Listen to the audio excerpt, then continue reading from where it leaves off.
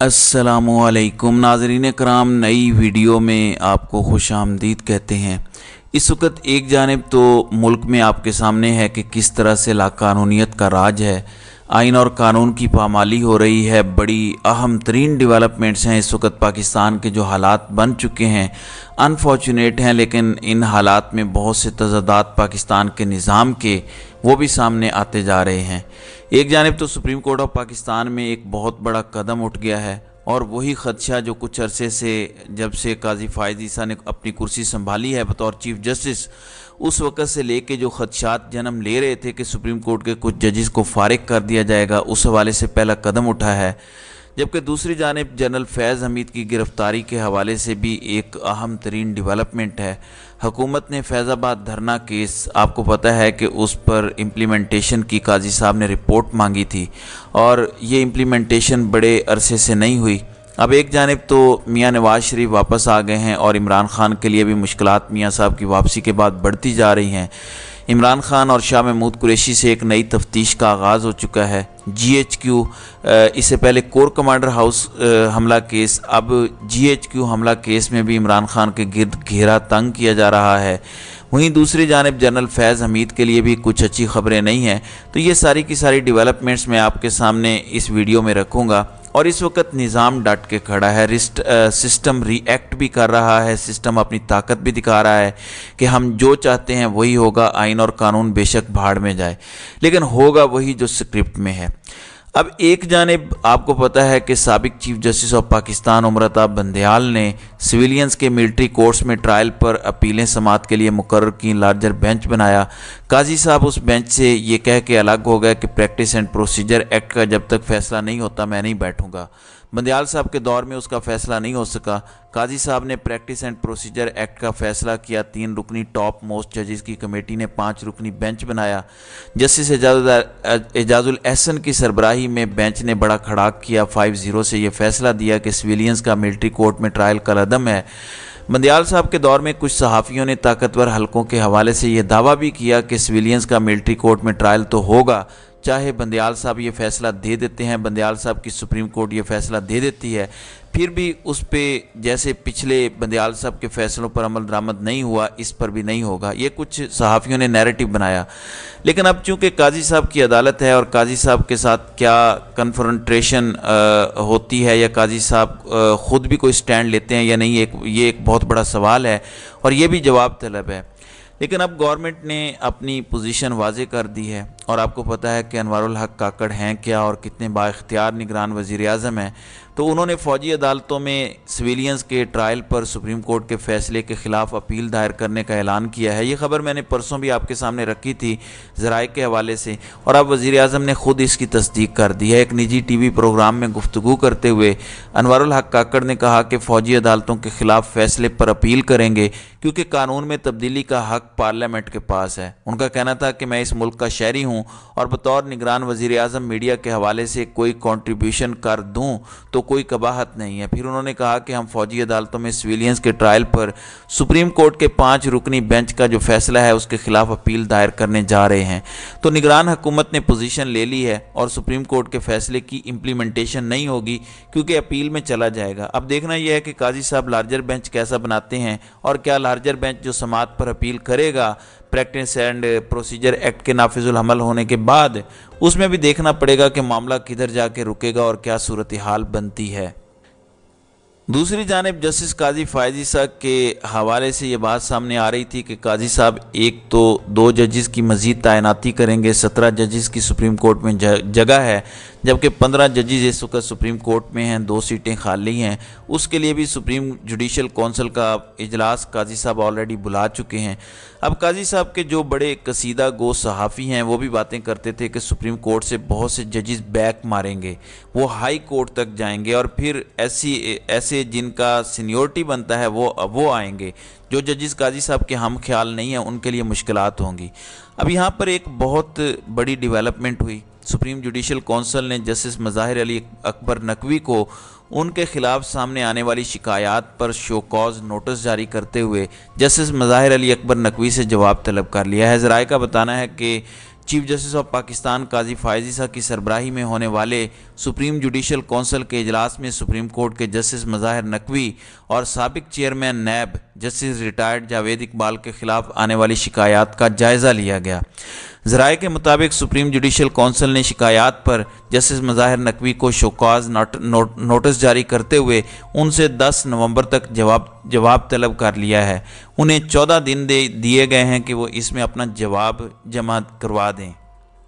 ज़राए का कहना है कि सुप्रीम जुडिशल कौंसिल ने अक्सरियत की बुनियाद पर जस्टिस मज़ाहिर नकवी को शोकॉज नोटिस जारी किया है। कौंसिल के 3 के मुकाबले में 2 अरकान ने जस्टिस मज़ाहिर अली अकबर नकवी को शोकॉज नोटिस जारी करने की मुखालफत की, यानी 5 अरकान में से 2 ने कहा कि मज़ाहिर अली अकबर नकवी को इस तरह से शोकॉज नोटिस जारी नहीं होना चाहिए, शिकायत बेबुनियाद हैं।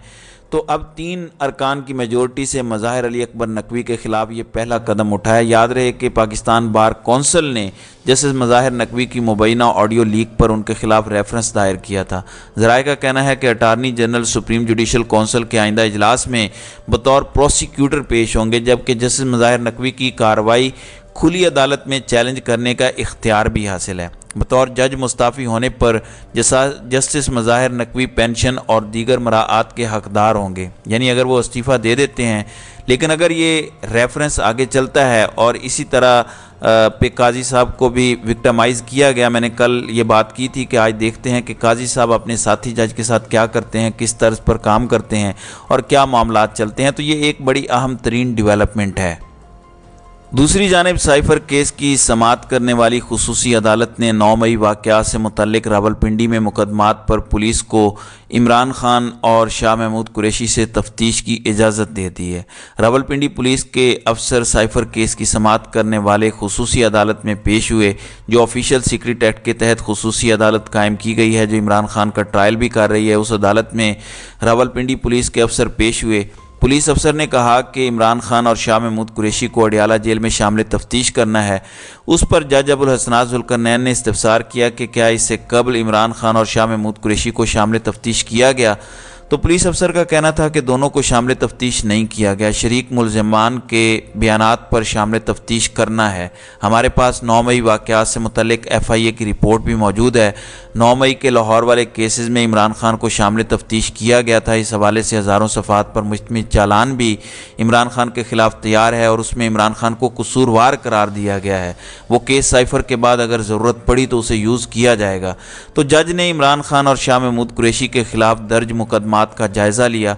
अदालत ने दोनों को शामिल तफ्तीश करने की इजाज़त दे दी और कहा कि कानून के मुताबिक सिर्फ तफ्तीश करने की इजाज़त दे रहा हूँ, आपने और किस चीज़ की इजाज़त देनी है। दूसरी जानिब वफाकी हुकूमत ने फैज़ाबाद धरने के ज़िम्मेदारान के तयन के लिए फैक्ट फाइंडिंग कमेटी बना दी है। अटारनी जनरल ने फैज़ाबाद धरना केस में अमल दरामद रिपोर्ट सुप्रीम कोर्ट में जमा करवाई, जिसमें बताया गया कि वफाकी हुकूमत ने फैज़ाबाद धरने के ज़िम्मेदारान के तयन के लिए फैक्ट फाइंडिंग कमेटी तश्कील दे दी है। अटारनी जनरल की रिपोर्ट में बताया गया कि सुप्रीम कोर्ट के 6 फरवरी 2019 के फैसले पर अमल दरामद के लिए फैक्ट फाइंडिंग कमेटी तश्कील दी गई है। यानी काजी साहब का वो फैसला जो 2019 में आया था, उस पर अब 4 साल बाद फैक्ट फाइंडिंग कमेटी बनाई गई है। फैक्ट फाइंडिंग कमेटी में एडिशनल सेक्रेटरी दाखिला, एडिशनल सेक्रेटरी दिफा और डायरेक्टर ISI शामिल हैं। फैक्ट फाइंडिंग कमेटी के TORs भी अमल दरामद रिपोर्ट का हिस्सा बनाए गए हैं। कमेटी तयशुदा TORs के तहत इंक्वायरी करेगी। फैक्ट फाइंडिंग कमेटी फैज़ाबाद धरना से मुतालिक शवाहिद इकट्ठे करेगी और तमाम हासिल करदा शवाहिद, दस्तावेज़ात और रिकॉर्ड का जायज़ा लेगी। सुप्रीम कोर्ट में जमा कराई गई रिपोर्ट अटारनी जनरल ने कहा कि फैक्ट फाइंडिंग कमेटी गवाहान के बयानात भी रिकॉर्ड करेगी। फैक्ट फाइंडिंग कमेटी फैज़ाबाद धरना केस के ज़िम्मेदारान और हैंडलर्स का तयन करेगी। कमेटी तयन करेगी कि फैज़ाबाद धरना केस में किसने अहकामात दिए और उसे किसने मैनेज किया। रिपोर्ट के मुताबिक फैक्ट फाइंडिंग कमेटी का पहला इजलास तयशुदा TORs पर 26 अक्टूबर को हो चुका है। फैक्ट फाइंडिंग कमेटी तहकीकात के बाद तजावीज़ पर मबनी रिपोर्ट जमा करवाएगी। कमेटी 1 दिसंबर तक रिपोर्ट वजारत दिफा को जमा कराएगी। अगर कमेटी को मज़ीद वक्त दरकार हुआ तो वजारत दिफा से कमेटी रुजू करेगी। अटारनी जनरल की रिपोर्ट में कहा गया है कि अदालत से फैज़ाबाद धरना केस नज़र-ए-सानी दरख्वास्त वापस लेने की दरख्वास्त की थी। अदालत से इस्तदा है कि हतमी रिपोर्ट जमा करवाने की मोहलत दी जाए। अब जाहिर है कि कमेटी को जनरल फैज़ को भी बुलवाना पड़ेगा और जनरल फैज़ के ख़िलाफ़ अगर कार्रवाई उस वक़्त के आर्मी चीफ ने नहीं की, या फिर फैज़ हमीद ने आके ये कह दिया कि मैंने जो कुछ किया उस टाइम ये उस वक़्त के आर्मी चीफ के अहकामात पर किया था फैज़ाबाद धरने के हवाले से, तो फिर क्या जनरल बाजवा को भी बुलाया जाएगा? क्या इन दोनों की कुर्बानी दी जाएगी? क्या इनकी बल्ली चढ़ाई जाएगी? ये फैक्ट फाइंडिंग कमेटी कहीं नवाज शरीफ की ईगो को सेटिस्फाई करने के लिए तो नहीं बनाई गई? तो ये बहुत से सवालात हैं जो जवाब तलब हैं और जवाब तलब रहेंगे। ज़ाहिर है कौम देख रही है कि इस वक्त मुल्क में क्या हो रहा है, कौम देख रही है कि किस तरह से मुल्क के अंदर जब भी इंसाफ होता है, जब भी कमेटियां बनती हैं, जब भी तहकीकात होती हैं, जब भी अदालतों से रिलीफ मिलता है या किसी के खिलाफ शिकंजा कसा जाता है, तो वो एक स्क्रिप्ट के तहत होता है। आइन और कानून अनफॉर्चुनेटली हमारे मुल्क में सेकेंडरी हैसियत रखते हैं। इस प्रोसेस में जिस चीज़ का मुझे अफसोस है वो ये नहीं है कि इमरान खान के साथ ये सब हो रहा है या मियाँ नवाज शरीफ को रिलीफ नहीं मिलना चाहिए, ये बिल्कुल सेकेंडरी है। मेरा नुक्ता नज़र ये है कि सिस्टम पर से लोगों का एतमाद नहीं उठना चाहिए। जो कुछ करना है पर्सनल वेंडेटा है या फिर कोई और चीज़ है, जो भी है इसकी एग्जीक्यूशन करें, लेकिन इस प्रोसेस में इदारे कमज़ोर ना हों। इदारे बहुत ज़रूरी हैं, चाहे जुडिशरी है, आपकी ब्यूरोक्रेसी है, आपके एडमिनिस्ट्रेटिव हैं, जितने भी इदारे हैं बहुत ज़रूरी हैं। इनकी साख मुतासर नहीं होनी चाहिए और गलत तासुर नहीं बनना चाहिए। तो नाज़रीन इकराम, आपकी इस वीडियो के हवाले से क्या राय है? आप अपनी राय का इजहार कमेंट सेक्शन में ज़रूर कीजिएगा।